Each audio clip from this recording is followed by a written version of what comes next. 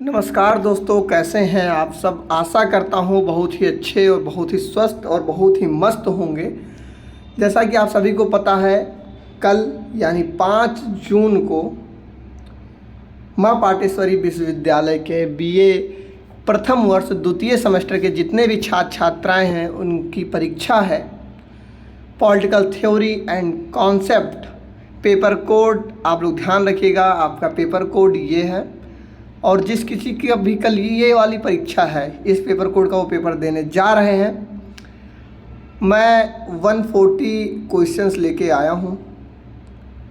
ये 140 क्वेश्चंस हैं और इससे बाहर आपका पेपर नहीं आने वाला है। चलिए, पेपर में समय बहुत कम है तो सीधा हम लोग टॉपिक पे आते हैं।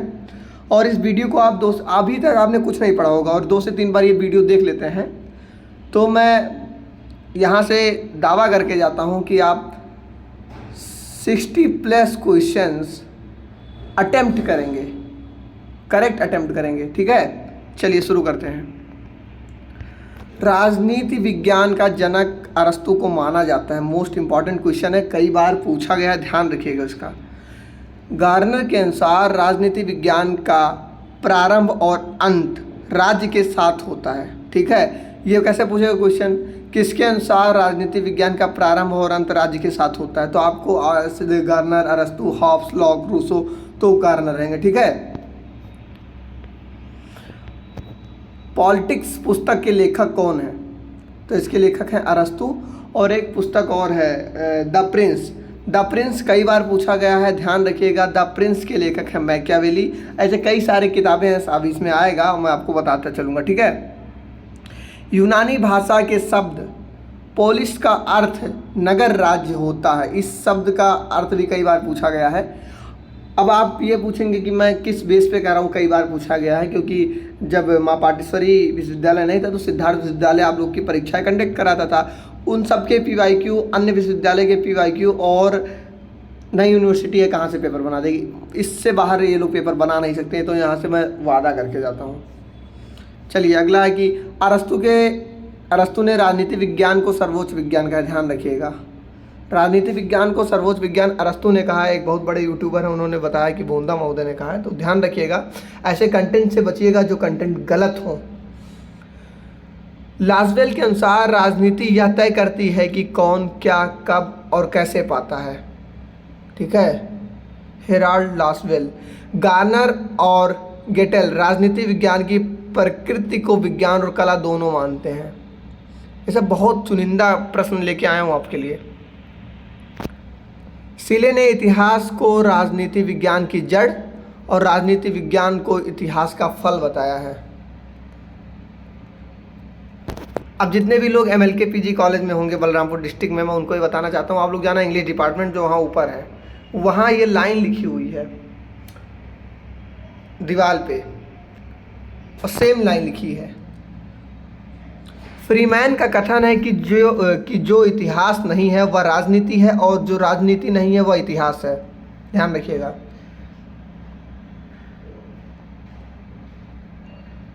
लोक कल्याण और राजकीय नीतियां अर्थशास्त्र और राजनीति विज्ञान के बीच मुख्य साझा कड़ी हैं।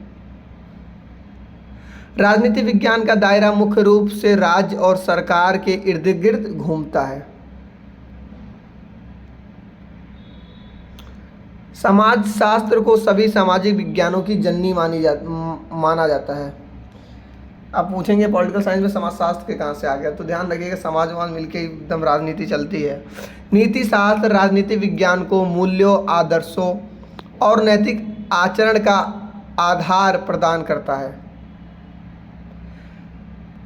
मानव के राजनीतिक व्यवहार और शक्ति के अध्ययन के कारण आधुनिक समय में राजनीति विज्ञान का दायरा बढ़ गया है। बकल और काम्टे ने राजनीति विज्ञान को विज्ञान नहीं माना है। ऐसे क्वेश्चन आएगा सीधा ये वाला कि क्या नाम है, किसने राजनीति विज्ञान को विज्ञान नहीं माना है। पारंपरिक उपागम मुख्य रूप से मानकीय, दार्शनिक और संस्थागत अध्ययन पर बल देते हैं। मैकियावेली, बोंदा और सबाइन ऐतिहासिक उपागम के मुख्य समर्थक हैं। दार्शनिक उपागम से सबसे अधिक ध्यान क्या होना चाहिए, यानी मूल्यों और आदर्शों पर ध्यान केंद्रित करता है। कानूनी संस्थागत उपागम संविधान, कानून और सरकारी संस्थाओं के ढांचे का अध्ययन करता है। द्वितीय विश्व युद्ध के बाद से राजनीति विज्ञान में आधुनिक उपागम की शुरुआत मानी जाती है। प्रश्न यही रहेगा कि आधुनिक उपागम की शुरुआत कब से मानी जाती है। और आप लोग को एक चीज़ और बताना है, मेरे इसी चैनल पे आप लोग जाएंगे वीडियोस में, शॉर्ट्स में मत जाइएगा, वीडियोस में आप लोग जाएंगे तो आपको BA first year second semester का वीडियो मिल जाएगा, MCQ का, PYQ का, उसको भी देख लीजिएगा। आधुनिक उपागम की मुख्य विशेषता इसका अनुभवात्मक, वैज्ञानिक और तथ्य प्रधान होना है। चार्ल्स मेरियम को व्यवहारवाद का बौद्धिक जनक माना जाता है। डेविड ईस्टन व्यवहारवादी क्रांति को वास्तविक गति देने वाले अमेरिकी विचारक थे। डेविड ईस्टन ने व्यवहारवाद के 8 मूल लक्षण या आधारभूत स्तंभ बनाए हैं। व्यवहारवाद में मानव के राजनीतिक व्यवहार और आंकड़ों के अध्ययन पर सबसे ज़्यादा जोर दिया गया है। तथ्यों को मूल्य से अलग रखकर अध्ययन करना व्यवहारवाद की मुख्य पहचान है। डेविड ईस्टन ने 1969 में उत्तर व्यवहारवाद की शुरुआत की थी। मोस्ट इंपॉर्टेंट क्वेश्चन है, पूछेगा। उत्तर व्यवहारवाद का मुख्य नारा कर्म और प्रासंगिकता है, ये भी सही है। उत्तर व्यवहारवाद ने तथ्यों के साथ साथ मूल्यों को भी दोबारा महत्व देकर व्यवहारवाद की कमी को सुधारा है। समाज शास्त्रीय उपागम राजनीति व्यवस्था को सामाजिक व्यवस्था का ही एक उपभाग मानता है। राज्य के कुल 4 अनिवार्य तथ्य हैं। कौन कौन से? जनसंख्या, निश्चित भूभाग, सरकार और संप्रभुता। ध्यान रखिएगा, क्वेश्चन हर बार आता है और इस बार भी आएगा, कोई रोक नहीं सकता है क्वेश्चन आने से। संप्रभुता को राज्य का सबसे महत्वपूर्ण प्राण तत्व माना जाता है। प्लेटो ने राज्य की जनसंख्या कितनी बताई? ये भाई ये क्वेश्चन ना हर बार आएगा, हर बार, बिना इसके पेपर बनेगा नहीं, ध्यान रखिएगा। रूसो ने राज्य के लिए जनसंख्या इतनी बताई है। ये रूसो और प्लेटो वाले क्वेश्चन, ये दोनों जो जनसंख्या वाला हर बार पूछता है। और इसके ऊपर जो था वो क्या था, अरे ये जनसंख्या, निश्चित भूभाग, सरकार, संप्रभुता, राज्य के कुल 4 स्तंभ। दैवीय उत्पत्ति का सिद्धांत राज्य की उत्पत्ति का सबसे प्राचीन सिद्धांत है। ध्यान रखिएगा, ये सारे पूछने वाले प्रश्न हर बार आए हैं और इस बार भी आएगा। दैवीय उत्पत्ति के सिद्धांत के अनुसार राजा ईश्वर का प्रतिनिधि होता है। राजा जेम्स प्रथम का कथन है कि राजा लोग ईश्वर की जीवित प्रतिमाएं हैं। शक्ति सिद्धांत के अनुसार राज्य की उत्पत्ति का मूल कारण युद्ध है। जहां बल शक्ति वहीं होगा, ध्यान रखिएगा। हाब्स, लॉक और रूसो सामाजिक अनुबंध सिद्धांत के 3 मुख्य विचारक हैं। थॉमस हाब्स की प्रसिद्ध पुस्तक लेवियाथन सन 1651 में प्रकाशित हुई है। ये ध्यान रखिएगा, पूछा जाएगा, 100% पूछा जाएगा। हाब्स के अनुसार प्राकृतिक अवस्था में मानव का जीवन एकाकी, निर्धन, पाशविक और अल्पायु था। जॉन लॉक ने मनुष्य के 3 प्राकृतिक अधिकारों में जीवन, स्वतंत्रता और संपत्ति को शामिल किया है। ये मनुष्य के प्राकृतिक अधिकार हैं। लॉक ने संपत्ति के अधिकार के अंतर्गत ही जीवन और स्वतंत्रता के अधिकारों को भी शामिल किया है। जीन जैक रूसो ने समान इच्छा, नेचुरल विल का सिद्धांत प्रतिपादित किया है। रूसो का प्रसिद्ध कथन है कि मनुष्य स्वतंत्र पैदा होता है लेकिन सर्वत्र जंजीरों से जकड़ा हुआ होता है। बहुत ही ये और ये दोनों क्वेश्चन पूछे जाएंगे, ध्यान रखिएगा। विकासवादी या ऐतिहासिक सिद्धांत राज्य की उत्पत्ति का सबसे वैज्ञानिक और प्रमाणिक सिद्धांत होता है। विकासवादी सिद्धांत के अनुसार राज्य एक ऐतिहासिक निरंतर विकास का परिणाम है। आदर्शवादी सिद्धांत राज्य को एक नैतिक और सर्वोच्च संस्था मानता है। हीगल का प्रसिद्ध कथन है कि राज्य पृथ्वी पर ईश्वर का अवतरण है, जो राज्य है। लेकिन दैवीय शक्ति क्या मानता है कि जो राजा है वो ईश्वर का प्रतिनिधि है, ध्यान रखिएगा। उदारवादी सिद्धांत के अनुसार राज्य का मुख्य कार्य व्यक्ति के अधिकारों की रक्षा करना और न्यूनतम हस्तक्षेप करना है। समाजवादी सिद्धांत को आर्थिक समानता लाने और कमजोर वर्गों के कल्याण के साधन के रूप में देखा जाता है। मार्क्सवादी सिद्धांत के अनुसार राज्य अमीरों द्वारा गरीब के शोषण का एक यंत्र है। मार्क्सवाद के अनुसार भविष्य में राज्य अंततः विलीन हो जाएगा और एक राज्यविहीन समाज बनेगा। कल्याणकारी राज्य का प्रमुख उद्देश्य आर्थिक सुरक्षा, सामाजिक न्याय और जनता के बीच जीवन स्तर का ऊंचा उठना है। संप्रभुता शब्द की उत्पत्ति लैटिन भाषा के शब्द सुपर एनस से हुई है, जिसका अर्थ है सर्वोच्च शक्ति। और ये क्वेश्चन आपके परीक्षा में पूछा जाएगा, इस बात का ध्यान रखिएगा। जीन बोना ने सन 1756 में आधुनिक काल में संप्रभुता के सिद्धांत का सबसे पहला वास्तविक प्रतिपादन किया है। जीन ऑस्टिन के अनुसार ने अपनी पुस्तक लेक्चर्स ऑन ज्यूरिस्प्रूडेंस में संप्रभुता का एकलवादी अद्वैतवादी सिद्धांत दिया है। मैं थोड़ा सा हड़बड़ाया हुआ हूँ, मुझे अचानक से पता चला कल ही पेपर है और मैंने तुरंत पीपीटी रेडी किया और तुरंत आपके लिए लेके आया। मैं एकदम डिस्टर्ब हूँ कि कब पोस्ट होगा, कब आप लोग तक ये वीडियो पहुँचेगा। ऑस्टिन के अनुसार संप्रभुता पूर्ण, अविभाज्य, असीमित और अस्थायी होती है। लास्की, लिंडसे, बार्कर और मैकाइवर संप्रभुता के बहुलवादी सिद्धांत के प्रमुख समर्थक हैं। बहुलवाद के अनुसार संप्रभुता विभाजित होती है और राज्य समाज के अन्य संस्थाओं जैसा ही है। लास्की ने कहा था कि चूंकि समाज का स्वरूप संघात्मक है, इसलिए सत्ता का स्वरूप भी संघात्मक होना चाहिए। कानून शब्द की उत्पत्ति ट्यूटोनिक भाषा के लैग शब्द से हुई है, जिसका अर्थ है स्थिर या निश्चित होना। ये बहुत मोस्ट इंपॉर्टेंट है, ध्यान रखिएगा। जॉन ऑस्टिन के अनुसार कानून संप्रभु की आज्ञा है। 64 नंबर क्वेश्चन पेपर में आपके छपे मिलेंगे। संवैधानिक कानून देश का सर्वोच्च कानून होता है, जिसके अनुसार सरकार का संचालन होता है। प्रथाएं और रीति रिवाज का कानून सबसे प्राचीन और महत्वपूर्ण स्रोत माने जाते हैं। सजा का प्रतिशोधात्मक सिद्धांत आँख के बदले आँख और दांत के बदले दांत के नियम पर काम करता है।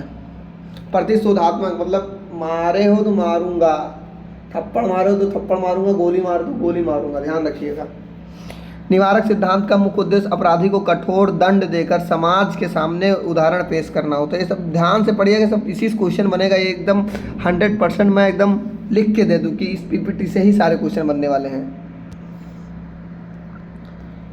सुधारात्मक सिद्धांत इस धारणा पर आधारित है कि अपराध से घृणा करो, अपराधी से नहीं, जो आजकल हो रहा है। स्वतंत्रता शब्द लैटिन के लीवर से बना है, जिसका अर्थ बंधनों का अभाव होता है। नकारात्मक स्वतंत्रता का अर्थ राज्य द्वारा व्यक्ति के कार्यों में किसी प्रकार का हस्तक्षेप न करना है। टी.एच. ग्रीन, लास्की और बार्कर सकारात्मक स्वतंत्रता के प्रमुख समर्थक हैं।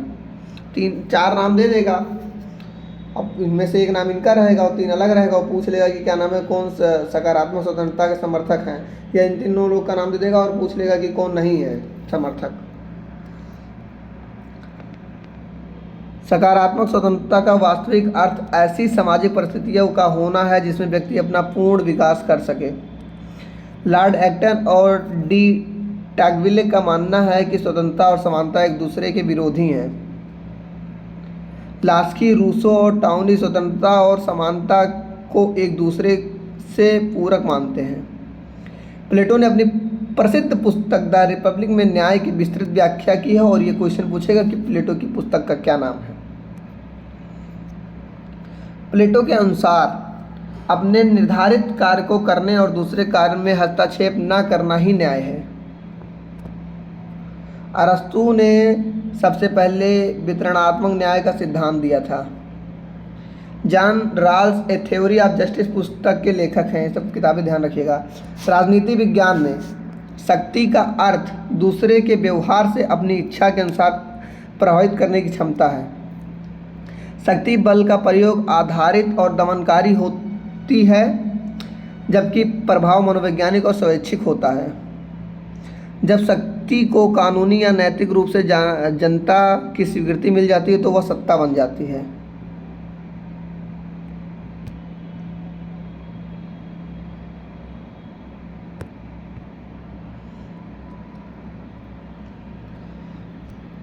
हेनरी फ्योल के अनुसार सत्ता आदेश देने का अधिकार है, इसे लागू करवाने की शक्ति है। मैक्स वेबर ने सत्ता के 3 प्रकार बताए हैं, पारंपरिक, करिश्माई और कानूनी और तार्किक। ध्यान रखिएगा इसको। वैधता का अर्थ है किसी राजनीतिक व्यवस्था को जनता द्वारा दी गई सहमति, न्याय संगतता। जॉन लॉक को अधिकारों के प्राकृतिक सिद्धांत का जनक माना जाता है। अधिकारियों के कानूनी सिद्धांत के अनुसार अधिकारों की रचना केवल राज्य या कानून करता है। लास्की के अनुसार अधिकार सामाजिक जीवन की वो परिस्थितियां हैं जिनके बिना कोई मनुष्य अपना पूर्ण विकास नहीं कर सकता है। हमारे मौलिक कर्तव्यों का उल्लेख भारतीय संविधान के भाग 4 का और अनुच्छेद 51 का में है। तो क्या है, सेक्शन 4A और आर्टिकल 51A में, ठीक है, ध्यान रखिएगा। आमंड और पावेल ने सबसे पहले राजनीतिक संस्कृति शब्द का प्रयोग किया था। बहुत मोस्ट इंपॉर्टेंट क्वेश्चन है, लाइन है, ध्यान रखिएगा। राजनीतिक आधुनिकीकरण का अर्थ है राजनीतिक संस्थाओं को बदलते समय के अनुसार उन्नत और गतिशील होना चाहिए। चुनाव में मतदान करना राजनीतिक सहभागिता का सबसे समान और प्रमुख रूप है। व्यक्तिवाद के अनुसार राज एक आवश्यक बुराई होता है। व्यक्तिवाद आर्थिक क्षेत्र में हस्तक्षेप की नीति यानी मुक्त व्यापार का समर्थन करता है। अराजकतावाद के अनुसार राज एक अनावश्यक बुराई है जिसे पूरी तरह समाप्त कर देना चाहिए। प्रूदो, बाकुनिन और महात्मा गांधी प्रमुख अराजकतावादी विचारकों में शामिल हैं। कार्ल मार्क्स को आधुनिक वैज्ञानिक समाजवाद का जनक कहा जाता है। बहुत मोस्ट इंपॉर्टेंट क्वेश्चन और कई बार पूछा गया है, एकदम स्टार बना लीजिए इस क्वेश्चन पे, इस बार भी पूछा जाएगा। दास कैपिटल और कम्युनिस्ट मैनिफेस्टो कार्ल मार्क्स की रचना है, एकदम जान लो, डबल स्टार नहीं, एकदम लिख लो इसी टाइम, कहीं लिख लो, कल ये पेपर में दिखाई देगा क्वेश्चन। फेबियन समाजवाद की शुरुआत इंग्लैंड में हुई थी जो कर्मिक और शांतिपूर्ण सुधारों में विश्वास करता था, ठीक है, 99 नंबर क्वेश्चन है। पूंजीवाद की मुख्य विशेषता निजी संपत्ति, मुक्त बाजार और लाभ कमाने की स्वतंत्रता है। पूंजीवाद एकदम जान लीजिए, कैपिटलिस्ट, एकदम लाभ है, लाभ चाहिए और कुछ चाहिए नहीं। मैं ऐसी जगह बैठा हूँ ना वीडियो बनाने के लिए कि आपके वीडियो में आवाज़ ना जाए एक्स्ट्रा। इतनी गर्मी लग रही है कि पसीना तो एकदम बात छोड़ दीजिए। लेकिन इस वीडियो पे मुझे आप लोगों का रिस्पांस चाहिए और क्या नाम है, ये जो पसीना बह के मेरे सामने गिरा है, इस पसीना का कम से कम रिस्पांस तो आए मुझे। 101 नंबर क्वेश्चन पे हम लोग आ गए हैं। साम्राज्यवाद का अर्थ किसी शक्तिशाली देश द्वारा अपनी सीमा के बाहर या अन्य कमजोर देशों पर नियंत्रण स्थापित करना है। B.I. लेनिन के अनुसार साम्राज्यवाद पूंजीवाद की अंतिम अवस्था है। राष्ट्रवाद की मूल भावना अपने राष्ट्र के प्रति सर्वोच्च प्रेम, निष्ठा और एकता को दर्शाती है। वैश्वीकरण का तात्पर्य पूरे विश्व की अर्थव्यवस्था, संस्कृति और समाज का एक दूसरे से जुड़ाव या एकीकरण है। संयुक्त राष्ट्र संघ द्वारा 10 दिसंबर 1948 में मानवाधिकार सार्वभौमिक घोषणा की गई थी। ध्यान रखिएगा, क्वेश्चन पूछेगा। नारीवाद का मुख्य लक्ष्य समाज में लैंगिक असमानता को समाप्त कर महिलाओं को पुरुषों के समान अधिकार दिलाना है। विधायिका, कार्यपालिका और न्यायपालिका सरकार के 3 मुख्य अंग होते हैं, ठीक है, ध्यान रखिएगा, पूछता है हर बार। विधायिका का मुख्य और प्राथमिक कार्य कानून का निर्माण करना है। कार्यपालिका का मुख्य कार्य विधायिका द्वारा बनाए गए कानूनों को धरातल पर लागू करना है। सब ये लाइनें ध्यान से समझ लीजिएगा, अपने आप एकदम बढ़िया 2-3 बार पढ़ लेंगे इस PDF को, तब समझ में आएगा। न्यायपालिका का मुख्य कार्य कानून की सही व्याख्या करना और संविधान की रक्षा करना है। संसदीय शासन प्रणाली में कार्यपालिका पूरी तरह से विधायिका यानी संसद के प्रति उत्तरदायी होती है। ब्रिटेन और भारत संसदीय प्रणाली के सबसे आदर्श उदाहरण माने जाते हैं। राष्ट्रपति शासन प्रणाली में कार्यपालिका का मुख्य जो प्रमुख होता है वो राष्ट्रपति होता है और विधायिका के प्रति उत्तरदायी नहीं होता है। संयुक्त राज्य अमेरिका राष्ट्रपति शासन प्रणाली का सबसे बेहतरीन उदाहरण है। एकात्मक शासन प्रणाली के मुख्य विशेषता यह है कि शासन की संपूर्ण शक्ति केवल केंद्र सरकार में निहित है। संघीय शासन प्रणाली में केंद्र और राज्य के बीच शक्तियों का स्पष्ट और संवैधानिक विभाजन होता है। राजनीतिक दलों का मुख्य उद्देश्य चुनाव लड़ना और राजनीतिक सत्ता प्राप्त करना होता है। दबाव समूह चुनाव नहीं लड़ते बल्कि वो सरकार पर दबाव बनाते हैं अपने हितों को पूरा करवाने के लिए। जैसे कि कौन कौन से दबाव समूह हैं? आरएसएस है, विद्यार्थी परिषद है, एनयूएसआई है, किसान मोर्चा है, ऐसे ऐसे करके, ठीक है। भारतीय जनता का युवा मोर्चा है। एस.ई. फाइनर ने दबाव समूह को आंतरिक साम्राज्य का तीसरा सदन कहा है। बिल्कुल सही कहा, तीसरा सदन है वो। संविधानवाद का मूल अर्थ सीमित शक्तियों वाली सरकार या कानून का शासन है। लोकतंत्र शब्द दो ग्रीक शब्द डेमोस और क्रेटिया से मिलकर बना है, ठीक है, क्रेटिया से मिलकर बना है। अब्राहम लिंकन के अनुसार, बहुत ही मोस्ट इंपॉर्टेंट है, ये आएगा। अब्राहम लिंकन के अनुसार लोकतंत्र जनता का, जनता के लिए और जनता के द्वारा शासन है।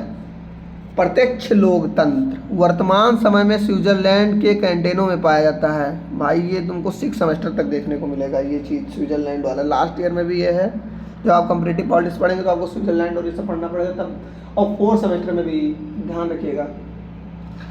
आधुनिक बड़े और विशाल देशों में अप्रत्यक्ष या प्रतिनिधि मूलक लोकतंत्र पाया जाता है। अधिनायकवाद या तानाशाही का अर्थ ऐसी व्यवस्था है जहां संपूर्ण सत्ता एक व्यक्ति के हाथों में है। बताओ तानाशाही कहाँ आप लोग कमेंट करके बताइएगा। जनमत लोकतंत्र की रीढ़ है जो सरकार की नीतियों को सही दिशा देने का कार्य करती है। धर्मनिरपेक्षता का अर्थ है कि राज्य का अपना कोई आधिकारिक धर्म नहीं होगा और वह सभी धर्मों का सम्मान करेगा। ध्यान रखिएगा, भारत में पंचायती राज व्यवस्था लोकतांत्रिक विकेंद्रीकरण का सबसे बड़ा और जीवंत उदाहरण है। भारत में त्रिस्तरीय पंचायती राज व्यवस्था सिफारिश बलवंत राय मेहता समिति ने की थी। मोस्ट इंपॉर्टेंट क्वेश्चन 129 नंबर है और ये पूछा जाएगा कि किस समिति ने पंचायती राज व्यवस्था की सिफारिश की थी। जो स्तरीय था। उत्तर आधुनिकतावाद राजनीतिक सिद्धांत में किसी भी एक ऐसे सार्वभौमिक अंतिम सत्य या बंधी हुई व्यवस्था का विरोध करता है। जॉन लॉक ने ला लिबर्टी एंड लाइसेंस के बीच अंतर संबंधों को स्पष्ट किया है। डेविड ईस्टन ने राजनीतिक विज्ञान में राजनीति व्यवस्था उपागम को सबसे पहले प्रस्तुत किया है। कार्य विशिष्टीकरण को प्लेटो के न्याय सिद्धांत का मुख्य आधार माना जाता है। अरस्तु के अनुसार सरकारों का सबसे अच्छा और व्यवहारिक रूप पॉलिटी है। बहुलवादी विचारक राज्य को समाज की अन्य समान संस्थाओं के समकक्ष और समान स्तर का मानते हैं। संप्रभुता के कानूनी सिद्धांत को सबसे चरम सीमा पर पहुंचाने का श्रेय थॉमस हॉब्स और जॉन ऑस्टिन को जाता है। समाजवाद का मुख्य लक्ष्य समाज में वर्ग संघर्ष और आर्थिक विषमता को पूरी तरह समाप्त करना है। मॉन्टेस्क्यू ने सरकार के अंगों के बीच शक्ति पृथक्करण का सिद्धांत दिया था। लॉबिंग करना और अपने हितों के लिए नीतियां बनवाना दबाव समूह का मुख्य कार्य है। रूसो को लोक संप्रभुता के सिद्धांत का सबसे बड़ा और मुख्य प्रतिपादक माना जाता है। और इसी के साथ यहाँ पे क्वेश्चन ख़त्म होता है और ये आप कम से कम 2-3 बार पढ़ लीजिएगा। और कल भैया एकदम 100 क्वेश्चन आएंगे आपके, जो 0.75 नंबर का होगा। जितना सही करके आएंगे उतने को इसी से मल्टीप्लाई कर दीजिएगा और फिर इतना ही नंबर आपका आने वाला है, ठीक है। तब तक के लिए जय हिंद, जय भारत और जुड़े रहिए इस चैनल से।